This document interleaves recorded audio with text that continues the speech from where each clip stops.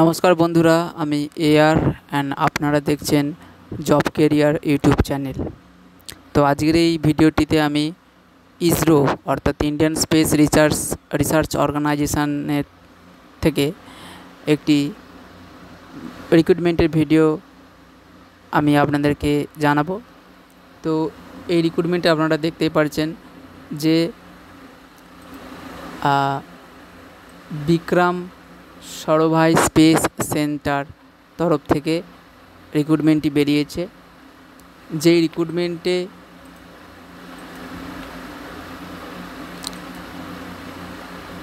রিক্রুটমেন্টে বলা রয়েছে যে আপনারা কিন্তু যেটা দেখতে পাচ্ছেন যে research scientist purely on contract basis for period of 3 years, অর্থাৎ রিসার্চ সায়েন্টিস্টের পোস্টের ওপর দুটি ভ্যাকান্সি রয়েছে, যেটা কন্ট্রাকচুয়াল 3 বছরের জন্য। এরপরও আসবো যে আরও একটি যেটি পোস্ট আছে সেটা হলো প্রজেক্ট অ্যাসোসিয়েট 1। এই পোস্টে একটি ভ্যাকান্সি রয়েছে, ঠিক আছে।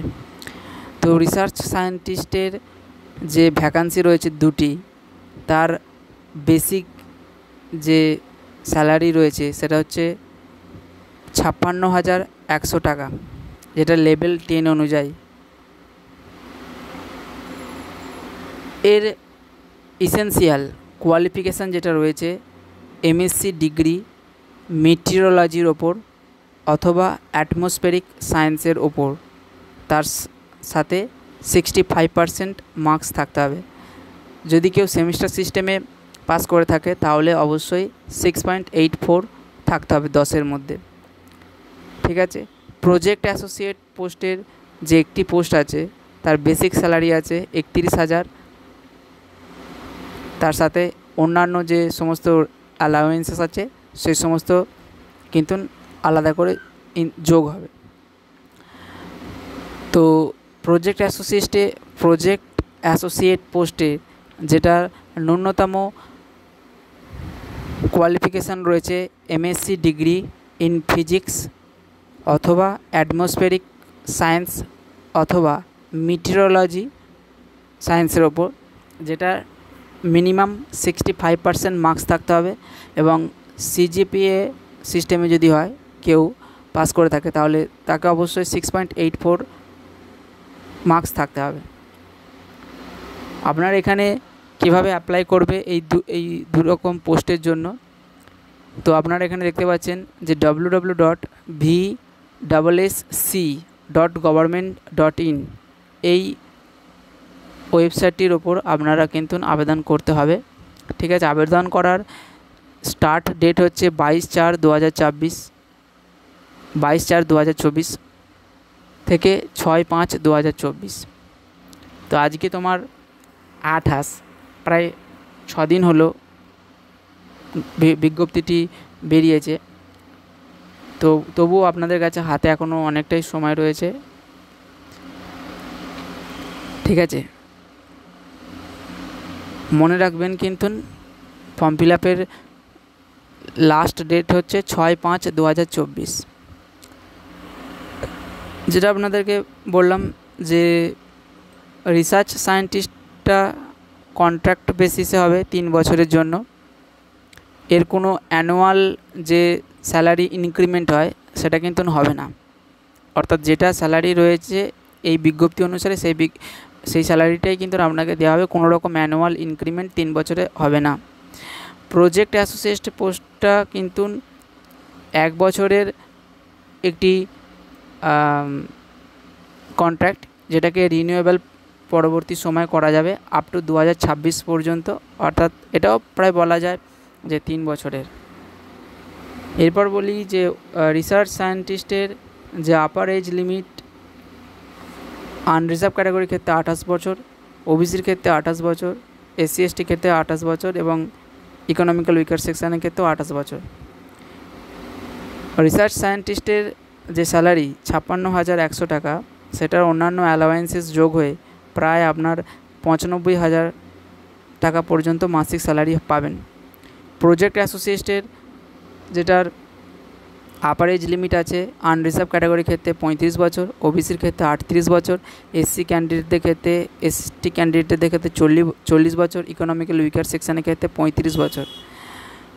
প্রজেক্ট অ্যাসোসিয়েট 1 পোস্টের জন্য যেটা আপনার মাসিক স্যালারি রয়েছিল তার সাথে বিভিন্ন অ্যালাওয়েন্সেস যোগ হয়ে প্রায় 37,000 টাকা পর্যন্ত মাসিক স্যালারি আপনারা পাবেন। এই পোস্টে আপনারা যে আবেদন করবেন সেটা এখন তিরুবনন্তপুরমে কিন্তু পোস্টিং আপনার হবে। পরবর্তী সময়ে কিন্তু অল ওভার ইন্ডিয়ায় যে কোনো জায়গায় কিন্তু পোস্টিং হতে পারে, যেখানে যেখানে ইসরোর অর্গানাইজেশন সেন্টার রয়েছে। আপনারা এই 3 বছরে কন্ট্রাকচুয়াল বেসিসে যতদিন কাজ করবেন ততদিন কিন্তু ইসরোর তরফ থেকে হেলথ সার্ভিস স্কিম আন্ডারে কিন্তু আপনারা বিভিন্ন সুবিধা পেয়ে থাকবেন। শুধুমাত্র রিসার্চ সায়েন্টিস্ট ক্ষেত্রে, প্রজেক্ট অ্যাসোসিয়েটের ক্ষেত্রে নয়। ফ্রি ট্রান্সপোর্ট ফেসিলিটি আছে, ক্যান্টিন ফেসিলিটি আছে, হাউজিং অ্যাকোমোডেশন ফেসিলিটি রিসার্চ সায়েন্টিস্টদের ক্ষেত্রে আছে। আচ্ছা, এরপরে বলি আপনাদেরকে যে সিলেকশান প্রসেস যেটা রয়েছে, প্রত্যেকটি ক্যান্ডিডেটদের কিন্তু রিটেন টেস্টটা দিতে হবে। রিটেন টেস্টটা শুধুমাত্র এখানে বলাই রয়েছে তিরুবনন্তপুরমে কন্ডাক্ট করা হবে। রিটেন এক্সামটি 90 মিনিটের ডিউরেশানে কিন্তু নেওয়া হবে। 80টি মাল্টিপল কোয়েশ্চেন এমসিকিউ কোয়েশ্চেন থাকবে। সঠিক উত্তরের জন্য 1 মার্কস এবং ভুল উত্তরের জন্য 1/3 প্যাটার্ন ফলো করা হবে। ইন্টারভিউ আপনার কিন্তু নেওয়া হবে রিটেন টেস্টে যারা সিলেক্টেড হবে, রিটেন টেস্টে যারা কোয়ালিফাই করবে, এবং শর্টলিস্টেড ক্যান্ডিডেট কিন্তু ইন্টারভিউতে ডাকা হবে, যেটা রেশিও হচ্ছে 1:5, অর্থাৎ একটা পোস্টের জন্য 5 জনকে ডাকা হবে। কোয়ালিফাইং রিটেন টেস্টের যেটা মিনিমাম মার্কস আছে 50% পার্ট এ পার্ট বি, আর ইন্টারভিউ 50 মার্কসে হবে। আউট অফ 100 মার্কসের মধ্যে 50% পেতে হবে ইন্টারভিউতে।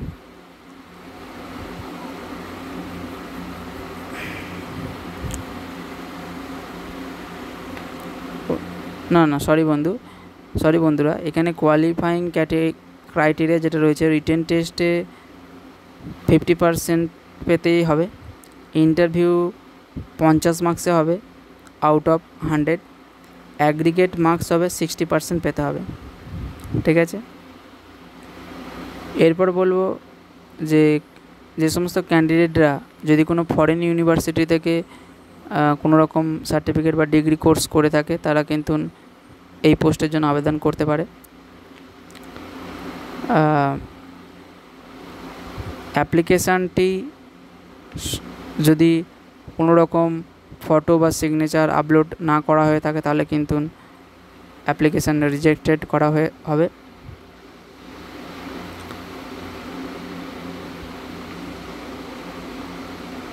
অনলাইন আবেদন করার সময় আপনাদেরকে একটি ভ্যালিড মোবাইল নাম্বার এবং ইমেল আইডি দিতে হবে, যেটা অবশ্যই আপনার একান্তই প্রধান মোবাইল নাম্বার বা ইমেল আইডি যেটা সবসময় ভ্যালিড থাকে, সেই ইমেল আইডিটা দিয়েই কিন্তু ফর্মটা ফিল আপ করবেন। এছাড়াও